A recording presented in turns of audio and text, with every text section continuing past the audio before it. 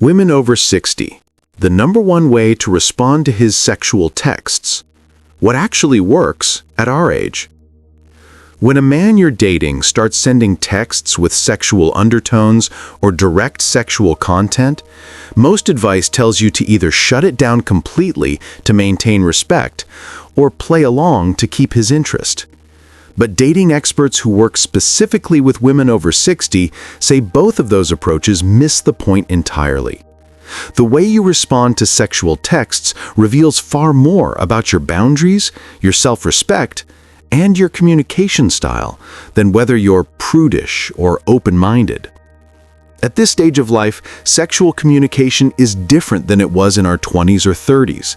We have decades of experience, clearer understanding of what we want and don't want, and hopefully enough self-possession not to feel pressured into responses that don't feel authentic. But many women still struggle when men send sexual texts because we haven't been taught how to navigate this territory with confidence, how to honor our own boundaries while staying open to appropriate sexual connection when we're ready for it.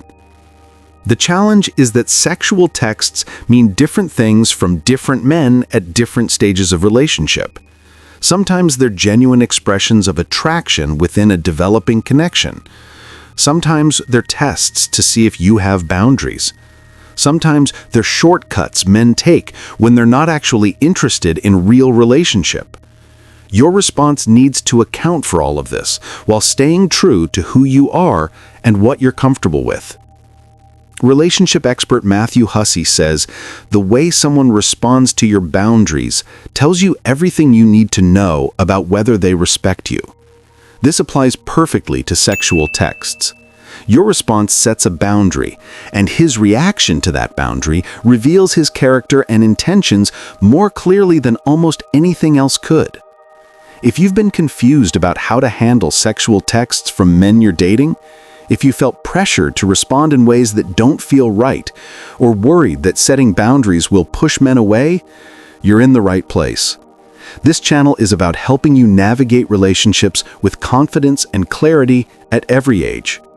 Consider subscribing if you want practical wisdom about communication that honors both connection and boundaries.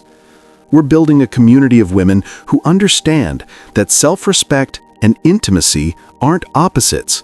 They're requirements for healthy relationship. Understanding what sexual texts actually reveal. Before we discuss how to respond, it's crucial to understand what sexual texts reveal about the man sending them and where you are in the relationship trajectory. Dating coach Matthew Hussey emphasizes that context is everything. The same text can mean completely different things depending on timing, relationship development, and how it's delivered. In early dating, first few dates, sexual texts at this stage are almost always red flags. A man who's genuinely interested in building something real with you focuses on getting to know you, creating emotional connection, demonstrating that he values you as a person. Sexual texts, before you've established real connection, signal that he's more interested in physical gratification than actual partnership. Margaret experienced this when a man she'd been on 2 coffee dates with sent a text late one evening, "Been thinking about you, wondering what you're wearing right now." She felt immediately uncomfortable. They'd had pleasant but relatively surface-level conversations, nothing that justified this level of sexual forwardness. The text told her everything she needed to know. He was interested in sex, not in knowing her. After emotional connection is established, once you've spent meaningful time together, shared vulnerable conversations, built genuine connection, sexual texts shift meaning. In this context, they can be expressions of growing attraction, a desire to deepen intimacy, a natural progression of a relationship that's developing well emotionally. The key difference is foundation. Sexual interest layered on top of genuine connection versus sexual interest in place of connection. Linda noticed this difference with James. They'd been dating for 2 months, had developed real emotional intimacy, met each other's friends, shared vulnerable stories about their pasts, when James sent a text saying that he'd been thinking about her and found himself increasingly attracted to her. It felt completely different from early-stage sexual texts. It was an expression of deepening feelings within established connection, not a shortcut around the work of actually knowing each other. The delivery and respect matters. Even in established relationships, how sexual texts are delivered reveals respect and emotional intelligence. Men who respect you test the waters gradually, pay attention to your comfort level, and back off gracefully if you're not receptive. Men who don't respect you push boundaries, ignore discomfort signals, get aggressive or manipulative when you don't respond as they hoped. Understanding this context helps you respond appropriately. Your response to an inappropriate early-stage sexual text should be completely different from your response to sexual interest expressed within established connection. One requires firm boundaries. The other might invite reciprocation if you're feeling similarly. The number one way to respond: the honest boundary with context. Dating experts, including Matthew Hussey, agree that the most effective response to sexual text is honest communication of your boundary with brief context about why. Not just, "I'm not comfortable with this," which can feel harsh and leaves him confused, but "I'm not comfortable with sexual texting at this stage because we're still getting to know each other.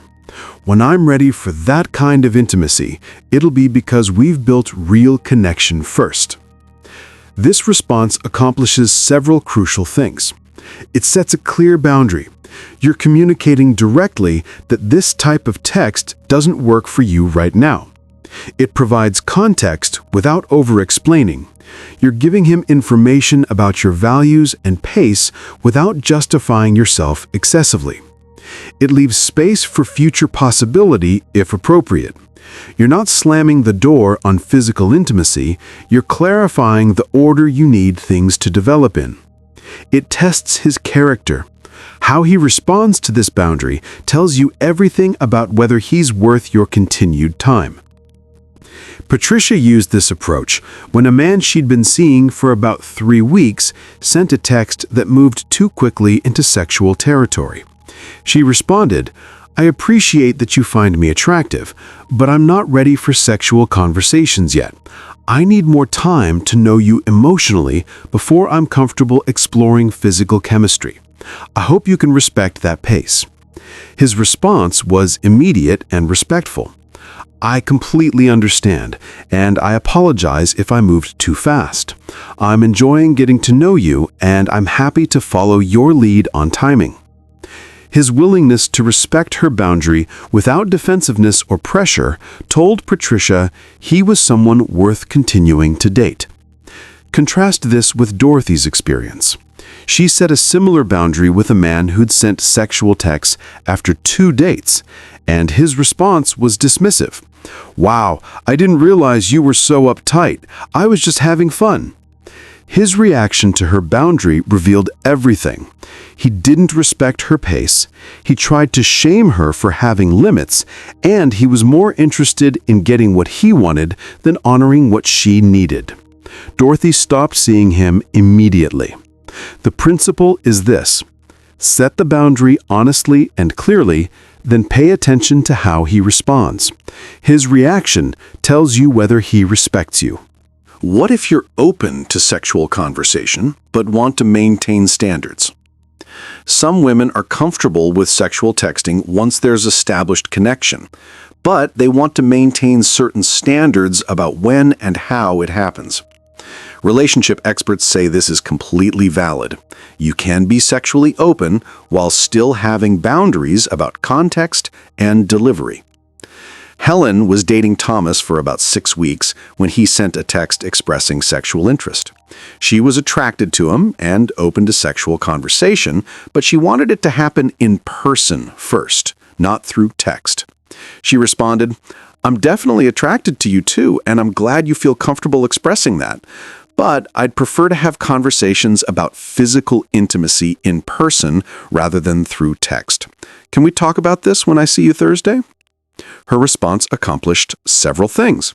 It validated his feelings, expressed her own reciprocal interest, set a boundary about medium, in person versus text, and provided a specific time to revisit the conversation.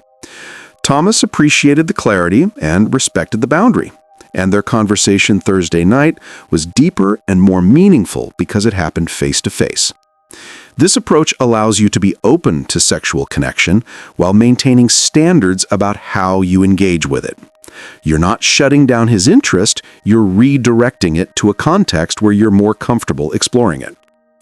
Susan did something similar with Robert. When he sent a suggestive text, she responded with humor and redirection. "That's quite a text to send a lady at 2 p.m. on a Tuesday. I appreciate the sentiment, but I think this conversation deserves wine and privacy, not emoji and autocorrect. Let's continue this Saturday night." Her response was playful, validating, clear about her boundaries, and provided specific context where she'd be comfortable taking the conversation further. Robert found the response both sexy and respectful. She wasn't prudish or harsh, but she also wasn't going to engage in sexual texting in the middle of the workday. The boundary itself was attractive because it communicated self-respect.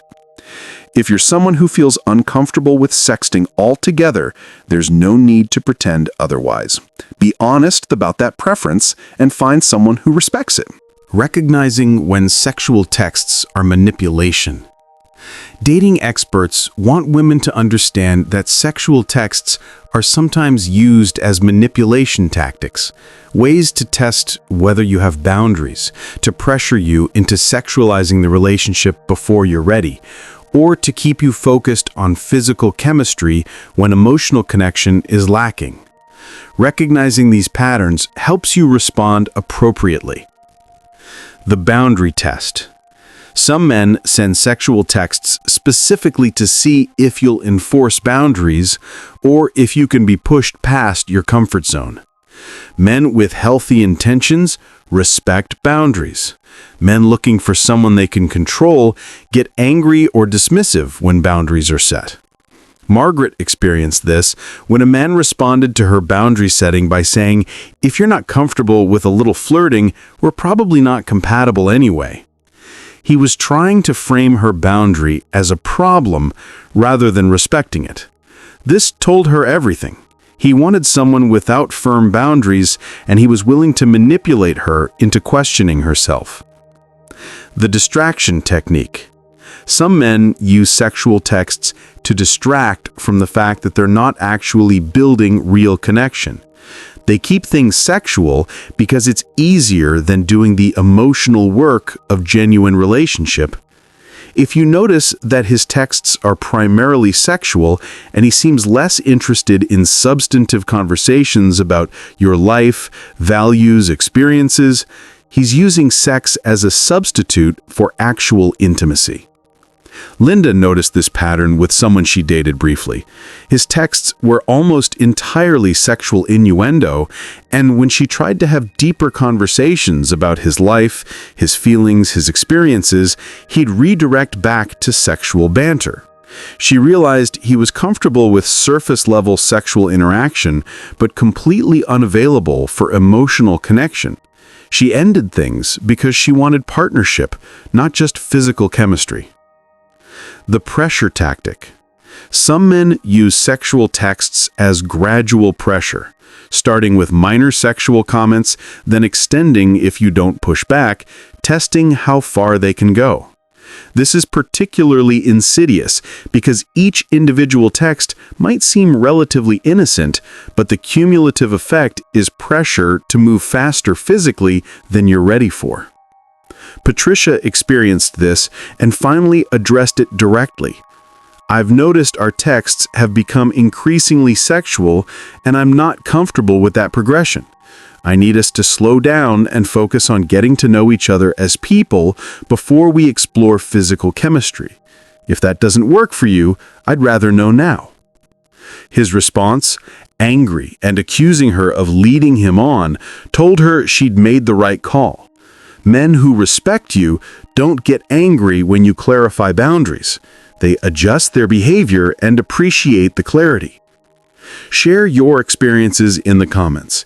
Have you encountered sexual texts that felt like manipulation rather than genuine connection? The response that maintains your dignity while leaving space for connection. For women who are open to sexual connection within appropriate context, there's a response style that maintains your dignity, sets boundaries about timing and appropriateness, while leaving space for that aspect of relationship to develop when you're ready. This balanced approach prevents two extremes, shutting down all sexuality, which can make you seem uncomfortable with intimacy entirely, or accepting sexual texts that feel premature, which can make you feel you've compromised boundaries. Ruth developed this response style with Kenneth. When he sent a text that was mildly suggestive after they'd been dating about a month, she responded, "I appreciate that you're attracted to me. That's mutual. But I'm someone who needs emotional connection before I'm comfortable exploring physical chemistry. I can tell we're building something real, and I don't want to rush the foundation. Let's keep getting to know each other, and when the timing's right, I'll let you know I'm ready for more." This response communicated several things simultaneously.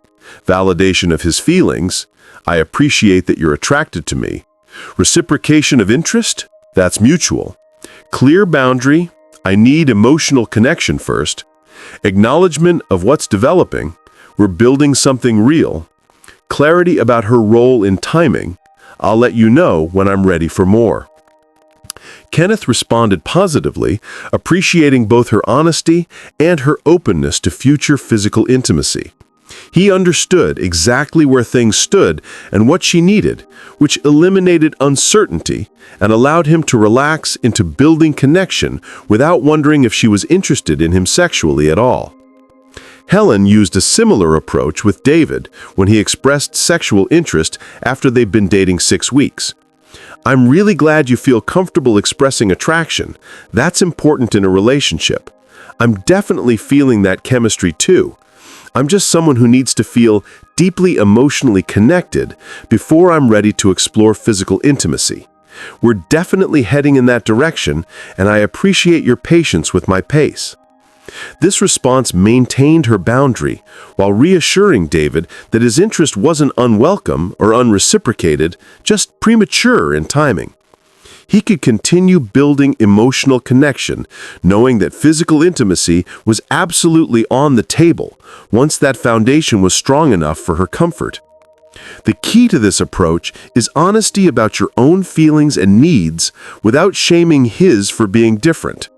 You're not saying he's wrong for being ready sooner. You're clarifying what you need while validating that what he's feeling is natural and mutual. What if you've already responded in ways you regret?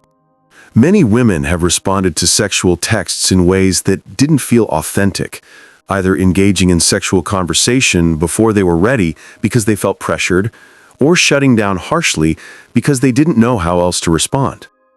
Dating experts say, it's never too late to recalibrate and communicate what you actually need.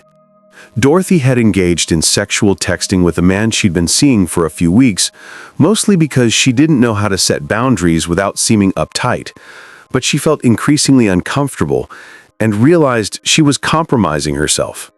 She sent this text: "I need to be honest with you. I've been engaging in sexual conversation, but I'm actually not comfortable with that yet. I was trying to go with the flow, but I realize I need to honor my own pace. I need us to pull back on sexual communication until we've built more emotional connection. I hope you can understand and respect that." His response told her everything. He was understanding, apologized for moving too fast, and asked what pace would feel comfortable for her. The relationship continued developing, and Dorothy felt relieved that she'd been honest rather than continuing to compromise her boundaries. Susan had the opposite experience. She'd shut down a man's sexual text harshly, then realized she'd overreacted because she was carrying baggage from previous experiences where sexual texts had been disrespectful. She reached back out. "I want to apologize for how I responded to your text yesterday. I reacted harshly because of past experiences, but your message wasn't inappropriate given where we are in getting to know each other. I'm just someone who needs to move slowly into physical intimacy, and I should have communicated that more clearly." His response was gracious, and they were able to have a conversation about pacing that brought them closer rather than pushing them apart. The principle here is, it's never too late to communicate authentically. If you've responded in ways that don't reflect your actual boundaries or feelings, you can always recalibrate and have an honest conversation about what you actually need. When to walk away based on his response. The most important part of setting boundaries around sexual texts is paying attention to how he responds. His reaction reveals his character and intentions far more clearly than his initial text did. Here's when to walk away. He gets angry, defensive, or tries to shame you. Any response that attempts to make you feel bad for having boundaries, calling you uptight, prudish, or accusing you of leading him on, reveals that he doesn't respect you and likely won't respect other boundaries either. He ignores your boundary and continues sending sexual texts. If you've clearly communicated that you're not comfortable with sexual texting yet, and he continues anyway, he's showing you that your stated needs don't matter to him. Believe that and walk away. He tries to negotiate your boundary. "Come on, it's just texting," or "You're being too serious," or "I thought you were more open-minded than this." Any attempt to talk you out of your boundary, rather than respecting it, is a red flag. He disappears after you set the boundary. If setting a boundary about sexual texting causes him to lose interest completely, he was never interested in you as a person, just in sexual access. His disappearance is information. He wasn't looking for a relationship, just physical gratification. Margaret set a boundary with a man she'd been seeing, and he responded with, "I respect that, but I think we're probably looking for different things." She appreciated his honesty. He wanted someone ready for physical intimacy faster than she was, and rather than pressuring her or pretending to be fine with her pace, he was direct about the incompatibility. They parted ways respectfully, and Margaret felt good about having held her boundary even though it ended the relationship. The right man will respect your boundaries.